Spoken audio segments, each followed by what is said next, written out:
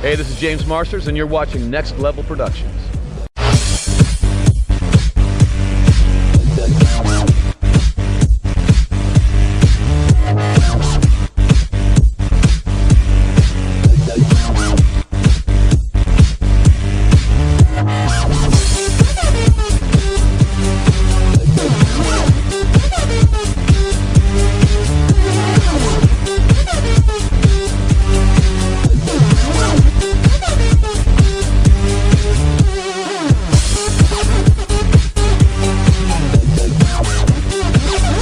I'm here in Iowa at Comic-Con with James Marsters.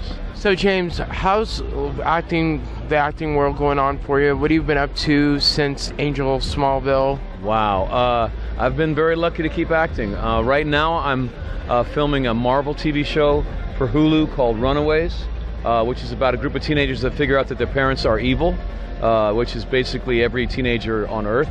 So it's become very popular. And I play the biggest douchebag of all the parents. So, right, that's good. They're all mildly evil, and then they cut to me, and I'm just horrible, and I love it. Right. So since Smallville days, how did you get the part on Smallville? The creator, Al Goff, who has got a new show called Into the Badlands on AMC. It's a kung fu western, a great show. He took me out to dinner, and he was wanting me to come on to play Brainiac, and I told him, I said, you know, Al, I got to be honest with you, I'm a Batman guy. And he goes, what? Why? I said, well, because when Batman goes to work, you don't know if he's coming home, because if you shoot that guy, he's dead. So it's very exciting when he puts on the cowl. That's a very exciting night. But Batman, you know, but Superman is going to be fine. So I said, you know, you can pull out kryptonite when you do a movie. A Superman movie always has kryptonite because you have to have that moment when the hero's life is in danger, but he keeps fighting for the good of other people. That's the hero's journey. But you can't pull out kryptonite every week on a television show. It's going to get cheesy fast, man. How are you going to deal with that? How do you get that? How do you get your main character to be vulnerable enough to have an adventure?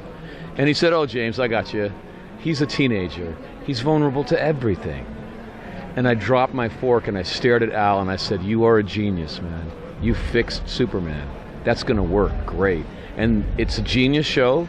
When you think that you could do 10 years about Superman and it wouldn't get repetitive, and you would only need kryptonite every once in a while when it was fun, I think Al Goff is a genius. I'm happy. I'm so proud to be on that show. Right, I thought Tom Welling should have been Superman all along. He's fabulous. And so, what is Tom Welling like in person? Tom is a lot like Clark Kent, actually. He is a rock. He's always kind and patient and present. He's a natural-born leader. Something tells you don't mess with that nice guy. You know, I don't know what that is. Right. Maybe that he's 6'5", right. Maybe.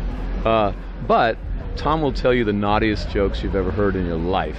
I heard Michael Rosenbaum does the same thing. Oh, yeah. Well, Michael is just crazy like me. He's a maniac like I am. But Tom, I think he wants to let people know that he's not actually Clark Kent. So he'll just, like, let loose with these horrible jokes. Right. And I told him, I said, Tom, don't tell me your jokes before breakfast because you just ruined my whole day. I just can't take it. Wait until lunch, man. Right. And he goes, oh, I'm sorry, James. I don't want to hurt your feelings. and then I would be sipping my coffee 4:30 in the morning and just barely awake, and he'd be telling one of his worst jokes right behind me, and I turn around, stop it, and he's all alone. He goes, oh, James, I hope you didn't hear that. I was telling Rick, but Rick had to go, so I hope you didn't get your mind bent by my jokes. Right. Yeah. Right. Tom is one of my favorite people in the world. He's a guy's guy, but he's a really nice guy. Well, we hope to see you in some more Marvel superhero things and more Superman movies and shows, and the list goes on and on and on. Right. So I'm like foot fungus. I'll never go away. Right. Well, thank you so much for your time. My pleasure, man. All right.